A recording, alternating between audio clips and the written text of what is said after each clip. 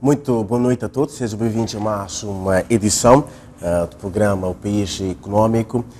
Todas as quintas-feiras há aqui o debate de questões económicas de atualidade nacional e também internacional. Para hoje vamos discutir ou analisar a questão da viabilidade da terra em Moçambique, tendo em conta, acima de tudo, que a terra é um bem público aqui no país, de acordo com a Constituição da República, mas também com a própria Lei de Terras, que no seu artigo número 3, nos princípios gerais, prevê que efetivamente a terra é um bem do Estado e que não deve ser de qualquer maneira alienada a privados. Portanto, é sobre essa a viabilidade da terra que discutimos hoje, tendo em conta que o governo moçambicano está a preparar um regulamento de cessão de terra, ou seja, um regulamento de concessão de terra, onde os privados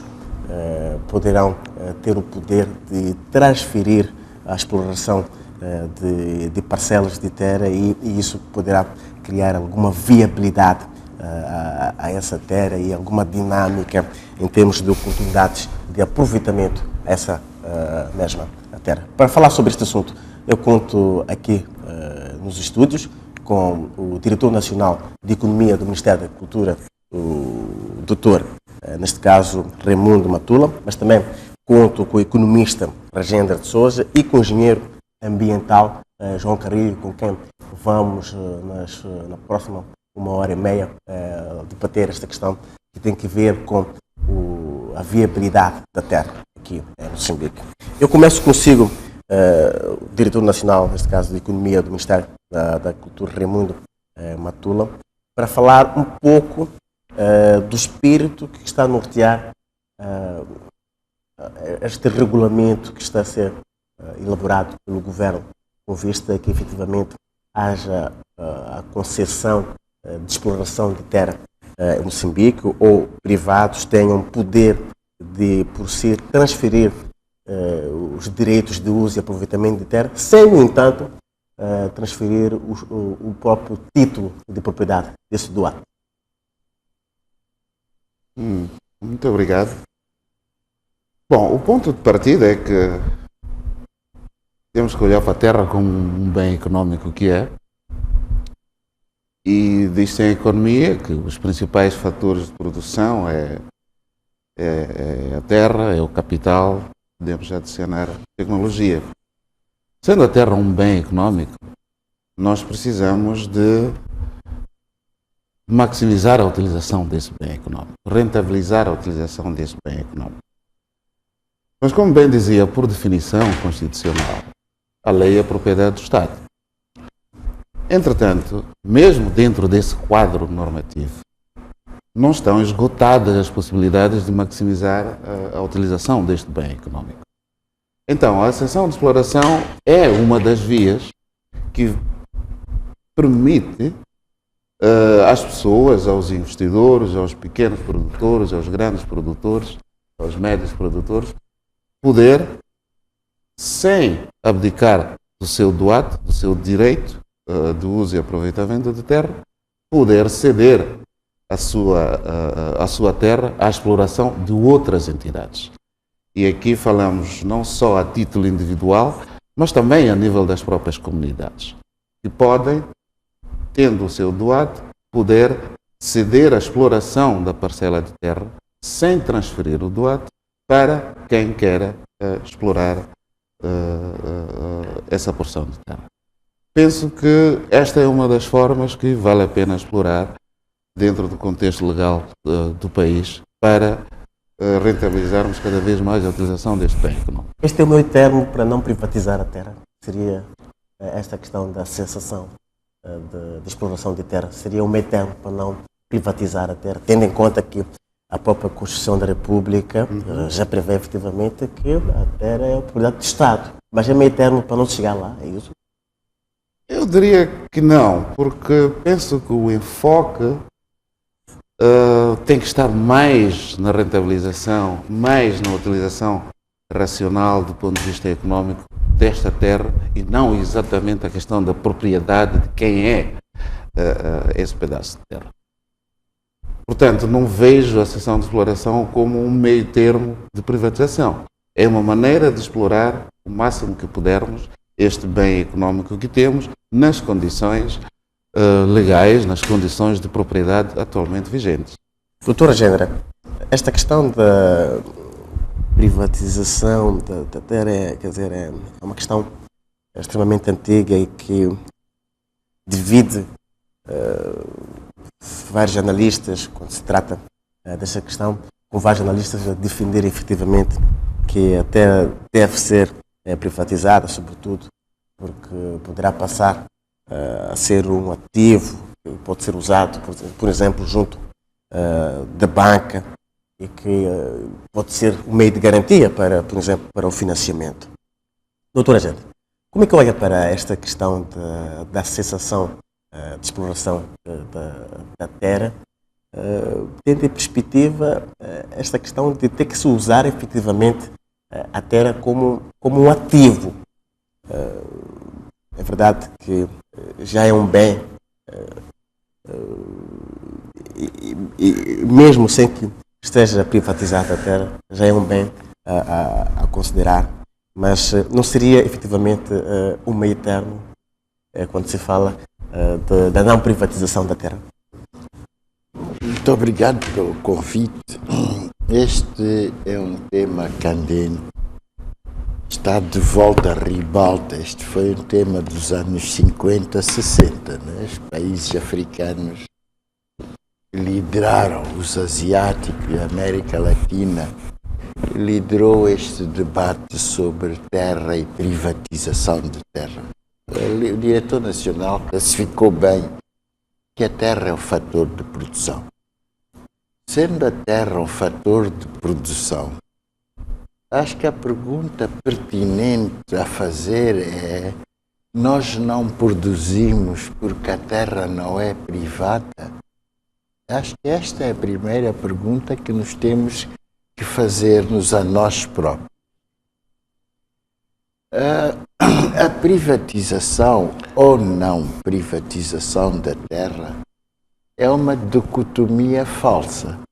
Está provado na academia, há estudos com evidência dos últimos 200 anos que mostram que não é pelo facto da propriedade privada ou não que a terra se torna um bem de capital ou não.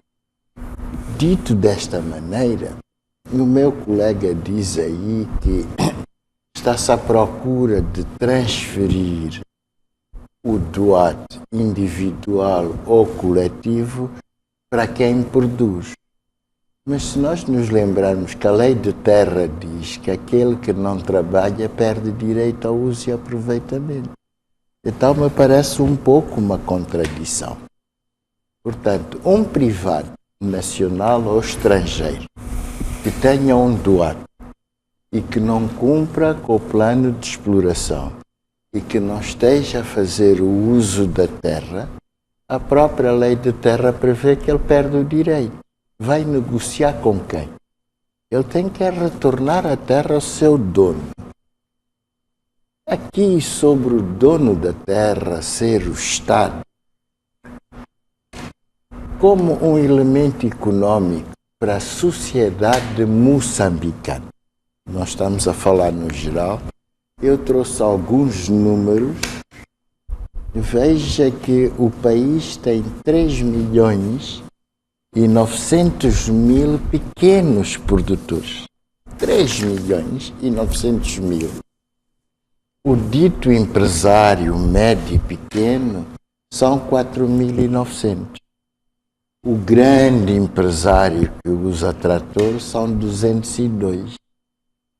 Portanto, com esta gente que faz parte do mercado de terras, aqui nós podemos começar logo a ver que há uma destruição enorme.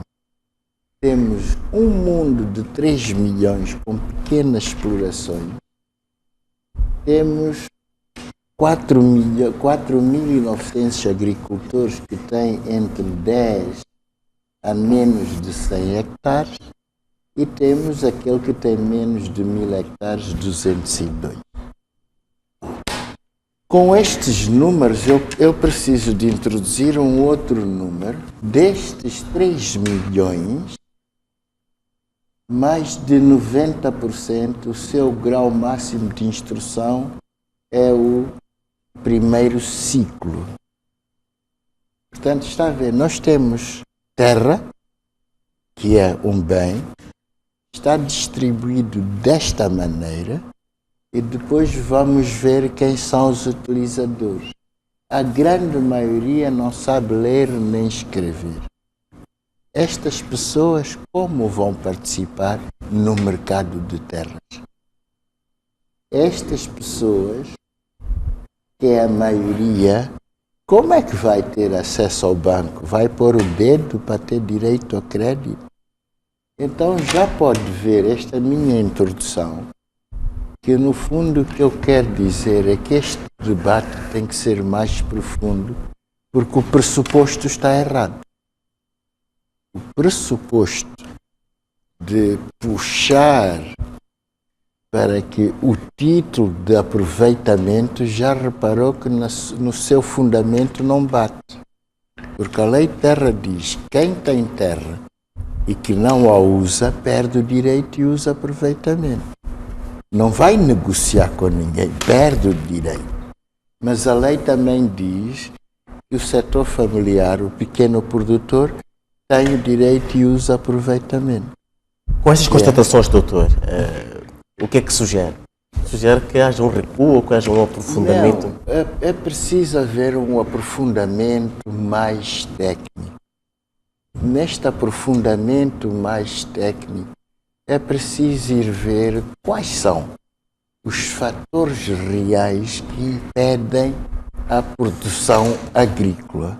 A mim me parece que a terra deve ser dos fatores mais marginais. Porque basta dizer-lhe o seguinte: saia de Maputo a caminho de Nelspruit, olhe para o seu lado direito e o seu lado esquerdo. O que é que encontra? Não há produção nenhuma. Atravessa a fronteira. Antes de chegar à bomba tem laranja, banana e a terra é equivalente. Portanto, não me parece a mim que seja o problema da privatização, não me parece que é o problema da terra como colateral a crédito bancário, que são os constrangimentos da produção agrícola. Esta questão da cessação de terra, este regulamento que o governo prevê? O regulamento que se pretende fazer, da maneira que eu estou a ouvi-lo aqui, não digo a primeira vez, mas mais elaborado, é só mais um elemento de mercado e vamos ver se esse mercado aceita o seu funcionamento ou não. Suponhamos uma comunidade de Boane que tem terra e se nós dizemos que o setor familiar tem direito ao uso e aproveitamento, quer ceder a um investidor, quer dizer que aqueles camponeses deixam de ser camponeses, passam a ser trabalhadores. Então estamos a falar de outro processo, não do processo de entregar o título e aproveitamento para alguém que use melhor. Não são conceitos diferentes. Engenheiro Carilho, como é que olha para esta ideia do governo de criar este regulamento de cessão ou de concessão de exploração de terra dentro do contexto nacional de ocupação da própria terra e dentro do contexto daquilo que significa a terra, sobretudo para muitos moçambicanos, que dependem efetivamente dela para a produção, mas também para o desenvolvimento dos seus hábitos e, também, e costumes. Como é que olha para esta ideia dentro do contexto nacional?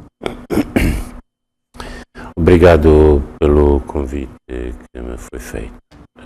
Eu, em primeiro lugar, posso fazer uma resposta rápida. Quer dizer que eu acho que não é mau, porque é um conceito que está previsto na nossa legislação. O problema é sabermos como vamos fazer e por que motivos vamos fazer. Eu não creio que a privatização seja a solução de panaceia para resolver os problemas da produtividade. Né? Estou absolutamente de acordo com o Dr. Rajendra nesse aspecto. Há muitas outras coisas que se podem fazer. Ele talvez tenha deixado de fora algumas informações que são úteis. Por exemplo, nós temos 36 milhões de terra arável, nós estamos a usar 6 milhões. E isso não quer dizer que haja muita terra. Atenção, é verdade que ainda temos espaço de manobra. Portanto, ainda não se tornou um fator escasso em muitas áreas do nosso país. Quando diz que não quer dizer que temos muita terra, o que quer dizer? Porque essa terra, há pessoas que têm direitos sobre ela. Quando a gente fala que a Constituição e a Lei Terras reconhece o direito de ocupação, quer dizer isso mesmo. O direito de ocupação é diferente do direito de uso. Pode haver comunidades que ocupam uma terra e que não a usam necessariamente para a agricultura, podem usar para outros fins. Inclusive podem ter áreas de expansão. E eu acho que é aqui que é justificável termos uma oportunidade para as comunidades obterem alguns recursos adicionais que não sejam sempre as mesmas discussões, queremos uma escola, um hospital, um posto de saúde, etc. Portanto, e nesse aspecto eu concordo com o Dr. Matule. Quer dizer, não estamos a dizer que, ou pelo menos o que eu conheço desse regulamento, não sei se não se quer dizer que se vai entregar a terra de quem não usa para quem usa. Não é uma cessão de doate, é uma cessão de exploração. Quer dizer, então, por exemplo, o regulamento não prevê, a proposta de regulamento, são coisas que eu li, não prevê que um titular de direito de autorização provisória possa fazer isso. Só depois de ele ter o doate definitivo. Isso quer dizer que ele usou, e usou a pelo menos 75%. Senão não vai ter doate. Não é verdade? Portanto, ele está a ceder uma atividade, ele não está a ceder o doate. Portanto, por motivos que possam decorrer daquele momento. Portanto, eu não vejo isto como uma possibilidade ou uma maneira escondida de caminhar para a privatização. Não vejo. Seria uma maneira escondida de caminhar para a privatização e pode, inclusive, vir a ser uma maneira indireta de caminhar para a privatização se as instituições não funcionarem e se a lei não for cumprida. Como acabou de dizer aqui o Dr. Rajendra, há pessoas que têm título definitivo e de facto não deviam ter tido. Na verdade, quer dizer, e temos que ter a capacidade de que essas pessoas não fiquem com o título definitivo se não usaram a terra.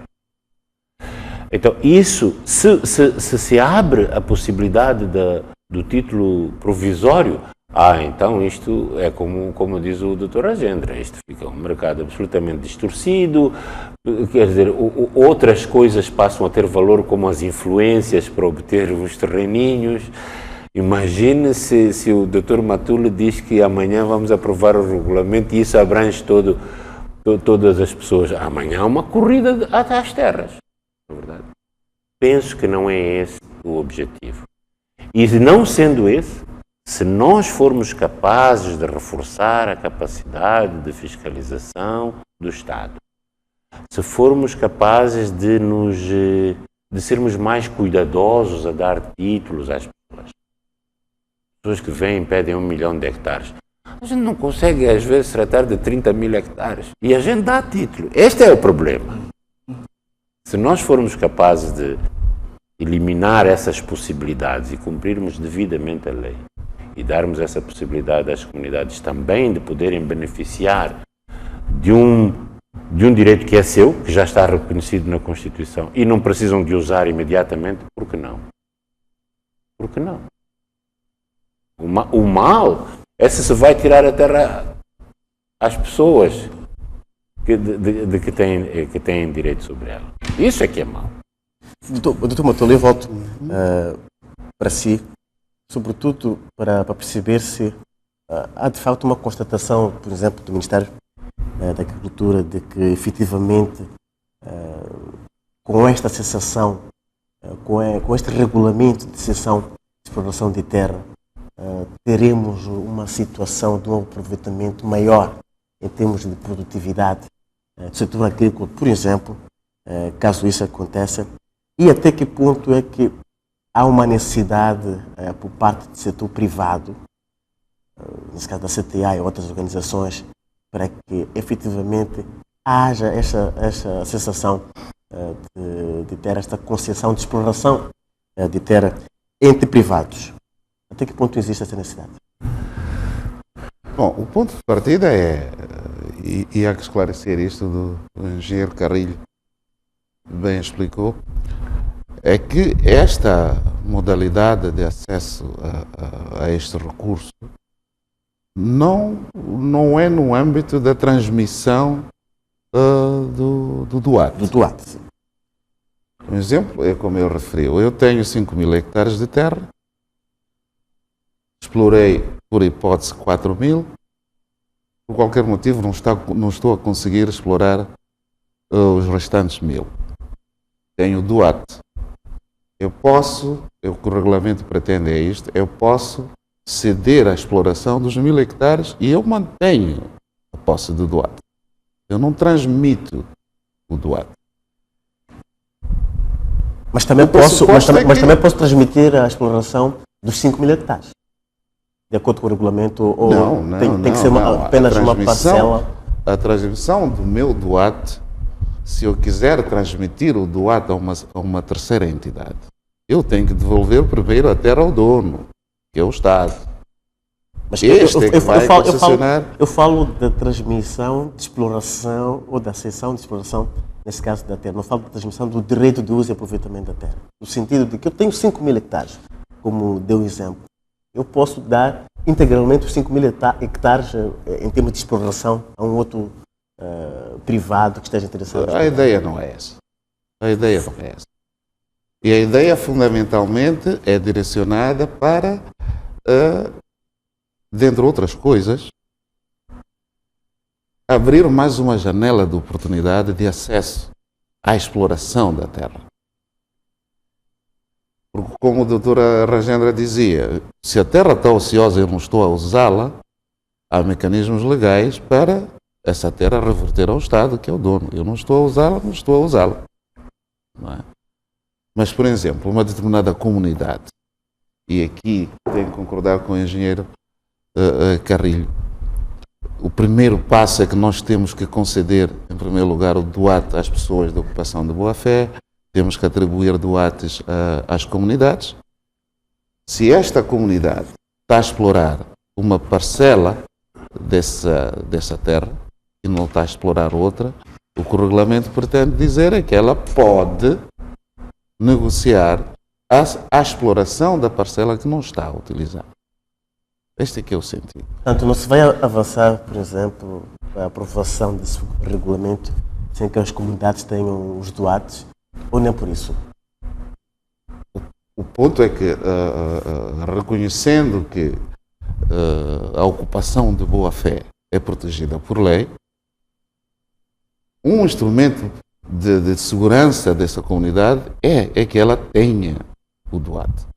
Portanto, há um trabalho preliminar que terá que ser feito com a devida profundidade, mais uma vez a questão da capacidade das nossas instituições de fazer isso, para que, na posse do DUAT, não é, eu possa ceder, a comunidade possa ceder uma parte da terra que possuo para a exploração, sem transmitir o DUAT a esta nova entidade que entra para explorar. A questão é que este é o princípio, esta é a filosofia. Agora, há muita discussão que tem que se fazer à volta disto. Quais são as balizas que vão reger todo este processo?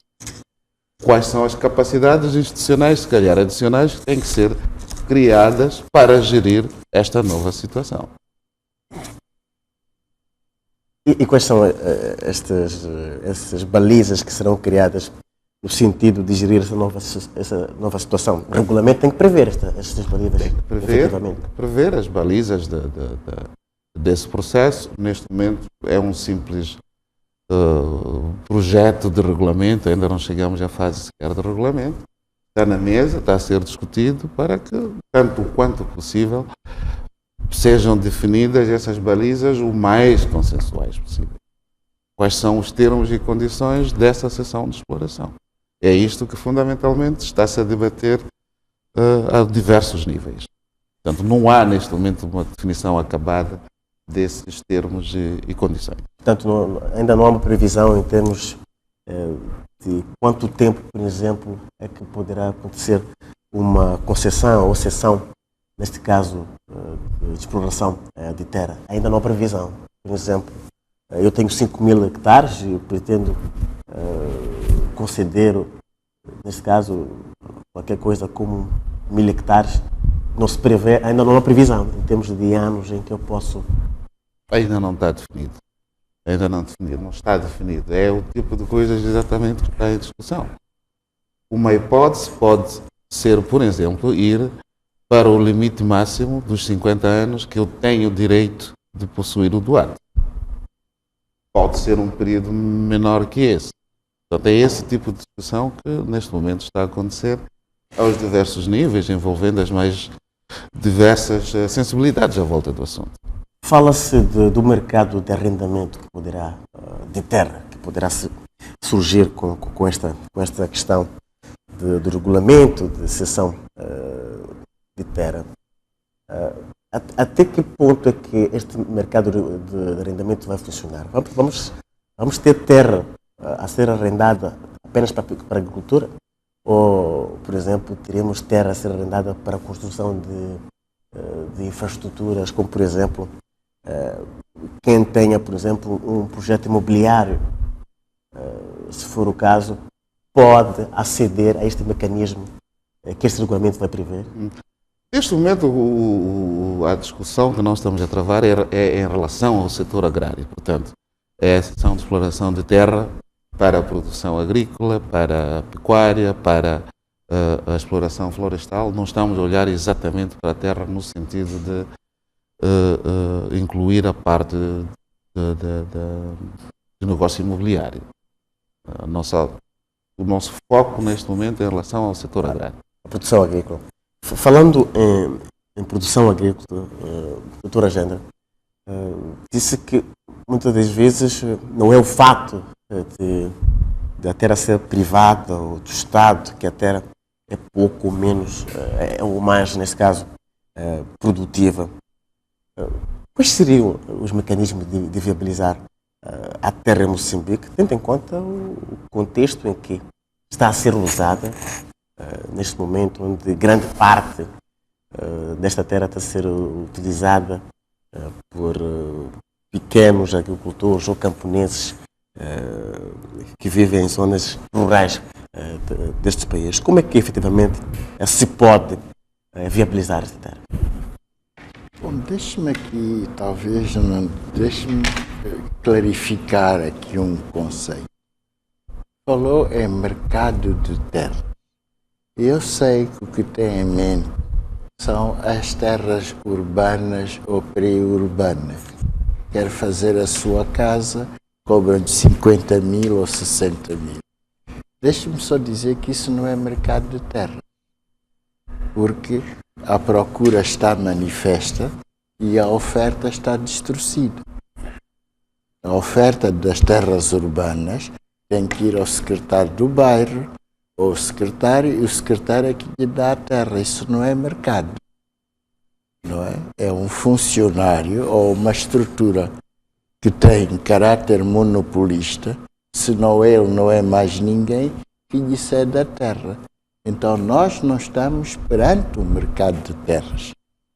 Nós estamos perante uma procura de terra para habitação, a procura está manifesta e a oferta está distorcida.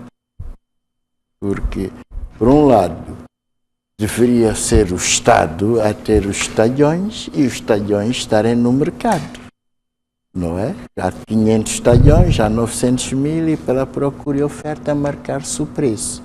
Não é esta a realidade. Quer um bocado de terra periurbana, tem que ir falar com o secretário. Perdão, o secretário é uma figura monopolista. Portanto, deixe clarificar, não há mercado de terra, há uma distorção na alocação de terra urbana. Temos uma figura que é centralizadora. Para o caso da agricultura, o engenheiro Carrilho disse que nós temos 36 milhões, que é o potencial. E aquilo que nós assistimos nas televisões, nos jornais de conflito de terras, é tudo à volta de terra infraestruturada. Estamos a falar de Boane, de Marraquém, de Chocwe, de Angônia.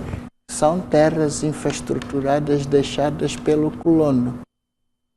Nós estamos a discutir coisas de há 40 anos. O colono deixou Machamba. Estamos nós na luta para ver como dividimos a Machamba do colono. Porque eu lembro-me bem do projeto de 120 mil hectares em Manica, que não foram destroncados 120 mil hectares. Existe a terra com potencial. O engenheiro Carrilho lembra-se dos 400 mil hectares. Se nós destroncamos 10% é muito. Quer dizer, os 36 milhões é terra potencial. Mas note que no caso da terra é preciso ter cuidado, porque a terra não cresce. A terra é um património fixo. Nós, pessoas, crescemos. Nós éramos 14 milhões, 17 milhões, estamos em 27. Daqui a 40 somos 50 milhões para o mesmo espaço.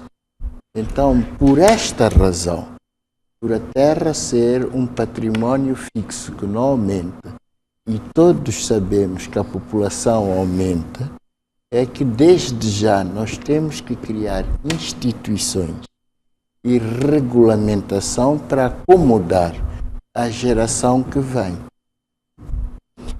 Dito desta maneira, acho que o interesse do Ministério em facilitar ou em regulamentar a possibilidade de quem tem doado ceder a terceiro me parece um esforço aceitável, mas que não vai ser a tábua de salvação. Para a tábua de salvação para a agricultura, nós temos que olhar para a competitividade no seu conjunto. Porque a terra é um fator de produção. Eu quero a terra para pôr sementes, da semente sair produção. É por isso que eu preciso da terra. Então, o que está à volta da terra são os preços do produto final, são os preços e os canais e a disponibilidade de fatores de produção, semente que germina bem, serviços, mercados e a competitividade na região e no mundo. Então está a ver, a terra é o ponto de partida, mas não é o final. o final é produção agrícola comercializável. Portanto, está a ver, antes da terra, se o adubo chega aqui ao dobro do preço, faça o que quiser da terra, eu não vou ser competitivo. Logo, o produto importado é mais barato. Dito desta maneira, aqui a minha opinião é que, como dizia, eu repito, esse regulamento precisa de divulgação e uma participação técnica muito forte, porque senão nós corremos o risco de ter mais um instrumento e não fazer funcionar o instrumento principal, que é a lei de terras. Aplicá-la na sua plenitude. E na aplicação da plenitude, veja que a aplicação da plenitude da lei de terra é para lidar com 4 milhões de camponeses. Porque, como eu dizia, se a Maragra quiser, eu nem digo ceder, porque aquilo é um negócio. A Maragra pode vender as suas ações ao outro, nem toca na propriedade, nem no doate. É negócio da propriedade comercial. O pequeno e o médio empresário também tem a mesma oportunidade. Quem tem uma machamba de 50 hectares, se ele quiser admitir um sócio, não precisa de tocar no doate. Ele admite um sócio para produzir com ele, a seguir ele vai-se embora, fica o sócio a continuar a produzir. Portanto, o doate não é o travão à produção. Há outros elementos à volta da produção agrária que na hierarquia das prioridades a mim parece estar mais acima do que o doate. E falou de infraestruturar a terra e falou da disponibilidade da terra infraestruturada, que estamos a falar ainda da terra colonial. E não há avanços em termos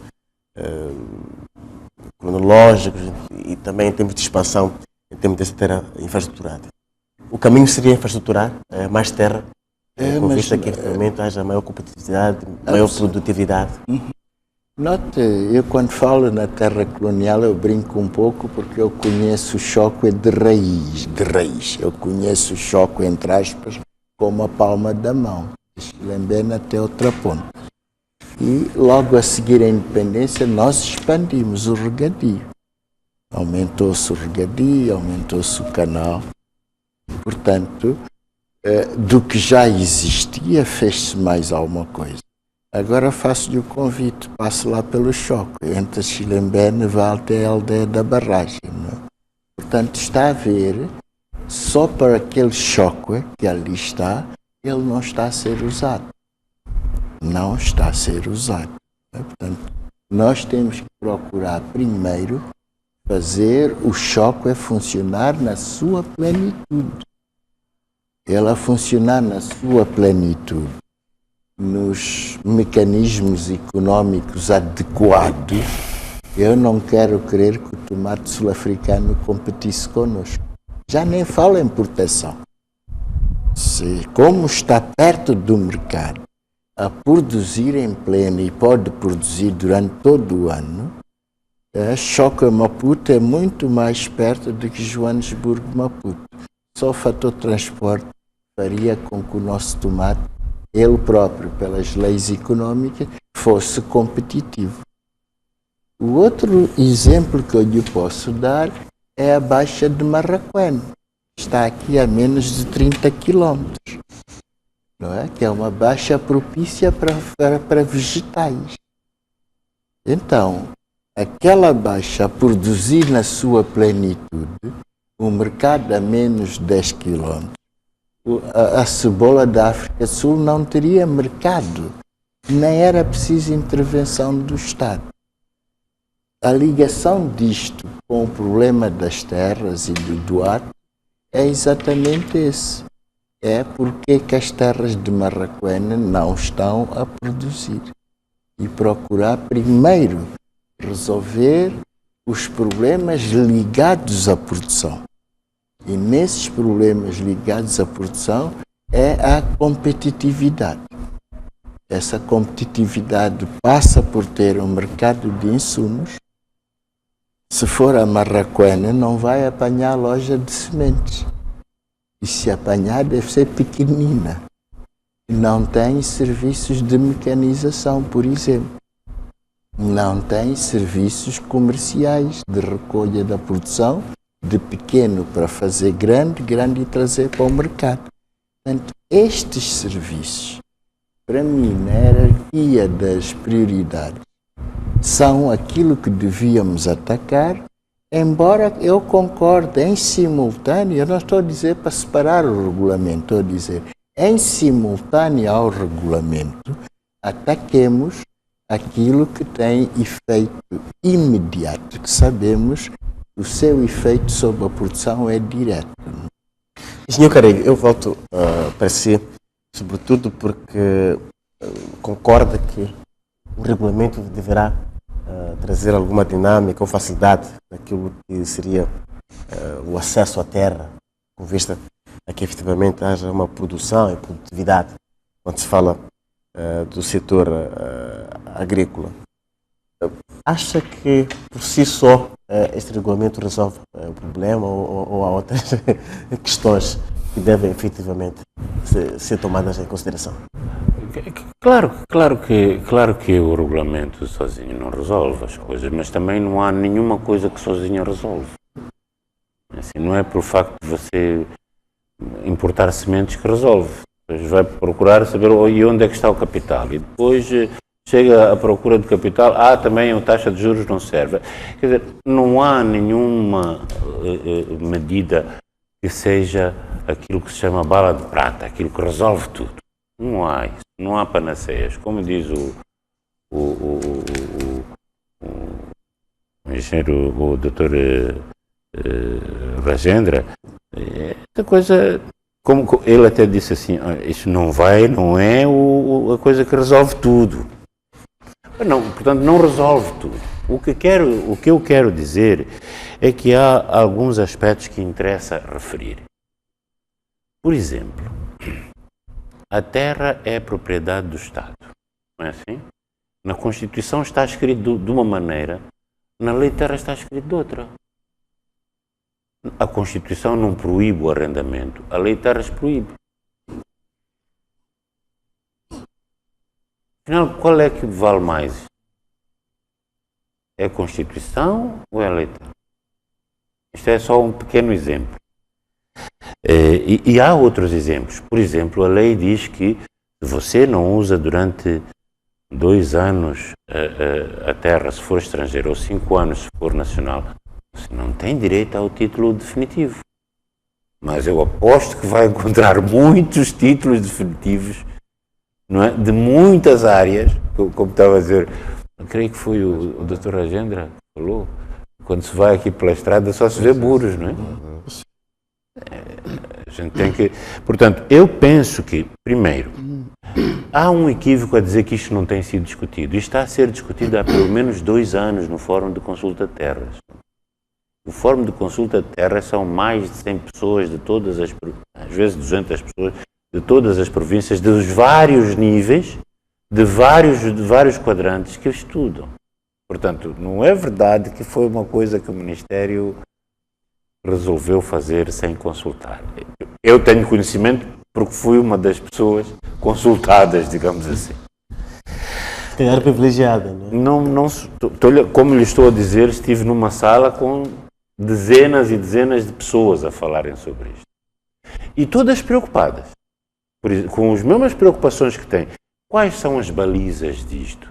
Quantos anos são? 50 mais 50? Que investimento é esse agrícola que só se paga ao fim de 50 anos? Está a ver? Portanto, essas preocupações estão a ser levantadas. Esta é uma questão que eu queria referir. Portanto, primeiro, não é que não haja discussão. Há uma discussão. O regulamento é o resultado de um trabalho de alguém que ouviu estas discussões e tentou escrever aquilo que foram as discussões e levou. Não quero dizer que está aprovado. Mas esse fórum não tem poder decisório. Isto ainda vai, quer dizer, ainda há algum processo pela frente para fazer. O que não devia impedir que houvesse sessão de exploração, porque essa já existe. A lei o regulamento já permite. O problema é que a falta desse regulamento faz com que se utilizem manobras para se conseguir esse objetivo que são piores se não forem regulamentadas. Portanto, já está a acontecer a sessão de exploração neste momento. Abertamente ou não, está a ocorrer. E este é um dos motivos pelo qual o Ministério está preocupado. Quer dizer, não é que ninguém está preocupado com isto, não é que não aconteça. Acontece de uma maneira, poderíamos dizer assim, muitas vezes não regulamentada. Portanto, este é um ponto. O segundo ponto é o benefício social. Quer dizer, se eu estou numa comunidade que tenho 10 mil hectares, estou a aproveitar neste momento, em regime pleno, 2 mil hectares. Não é verdade? Aquela terra, o Estado já reconheceu que eu é que tenho o direito para aquela terra. Não é assim? Portanto, não é uma terra que está ali vazia. Não é? E eu tenho uma área de expansão que espero que daqui a 10 anos ou 15 anos vou começar a utilizar. Por que eu não posso utilizar agora, durante 10 anos? E daí ter algum rendimento com base nessa sessão? É verdade que isto apresenta alguns problemas. Um dos problemas é como é que a comunidade vai pagar os impostos. Mas isso são questões que é este processo evolutivo da aplicação da lei que importa. Em terceiro lugar, é verdade que há problemas ligados à competitividade, mas também temos que perceber que quem está na agricultura, há momentos em que ele tem recuos da sua atividade, tem avanços da sua atividade, não é assim? E a pessoa que utilizou os 4 mil hectares pode já não estar em condições de utilizar os 4 mil hectares e querer manter as infraestruturas que lá estão. O problema é se este regulamento abrir portas à especulação. Este é o problema. Portanto, como é que nós evitamos isto? Com um grande reforço das instituições de cumprimento da lei. Nós temos leis válidas, nós temos um regulamento razoável, nós temos direitos que são protegidos pela Constituição, nós temos comunidades cada vez mais conscientes dos seus direitos. Não é verdade? Hoje, só para ter uma ideia, estão delimitadas cerca de 600 comunidades e 11 milhões de hectares de terra. Portanto, cada vez há mais essa possibilidade. Está a ver o que quer dizer? Então, o que precisamos, de facto, é um reforço sério da nossa capacidade institucional. Por exemplo, vou-lhe dar alguns exemplos. O Dr. Rajendra falou ali do elevado número de pequenas explorações. São quase 4 milhões, são 3 milhões e 900. Menos de 2% daquelas explorações têm doado. Menos de 2%. Nós temos no nosso país cerca de 8 mil aldeias. E essas 8 mil aldeias correspondem, num cálculo assim um bocadinho ao olho, entre 4 e 5 mil comunidades. Só estão delimitadas 600. Temos que ter capacidade. Nós não podemos tratar do recurso terra de uma maneira subalterna. É o que estava a dizer, creio que foi o doutor. Este recurso terra não é só produção, não é só um fator de produção. Como disse muito bem, ele é muitas coisas mais. Ele é um lugar onde a gente vai fazer a cerimónia, ele tem outros valores aqui. E, no entanto, a gente diz, a terra é um recurso limitado. Sim, o petróleo também é. Mas o petróleo tem um Instituto Nacional de Petróleo. Como é que você administra a terra? Está a ver? Você diz, e tal, mas nós temos outras instituições que tratam da tributação. É verdade, você tem uma autoridade tributária. Como é que você cobra a taxa de terra? Quer dizer, precisa de ter uma instituição de facto forte, que seja capaz de fazer um forte processo de limitação, cadastro, se falar com simplicidade, de cadastro de terras, saber onde é que a terra está, por que que este senhor tem do ato definitivo, se ele não produziu. Como é que vamos fazer isto? Então, aqui aparece aquilo que a gente sabe, é a história do ovo e da galinha. Não podemos fazer uma instituição forte porque não temos taxas suficientes para sustentar essa instituição. Mas também não podemos conseguir coletar taxas suficientes se não tivermos uma instituição forte. De algum modo a gente tem que resolver esse problema. Portanto, todos os argumentos que o Dr. Rajendra e que o Dr. Matuli apresentaram, eu tenho grande tendência a simpatizar com eles. O meu ponto é que, em qualquer desses lugares, não nos esqueçamos de que há um debate público em curso, de que há todo o direito de as comunidades beneficiarem do direito que têm, porque esse é um direito protegido. Temos que reconhecer que a agricultura é uma atividade que não é como fábrica. Hoje pode, amanhã não pode. O problema da competitividade que aqui foi levantado é seríssimo, não é assim? E não depende só de você ter ou não ter terra, tem outros fatores que aí estão. Vamos falar sobre essa questão da competitividade na segunda parte do nosso programa. Estamos a falar sobre a viabilidade da terra em Moçambique. Nos voltamos já. Não cede aí.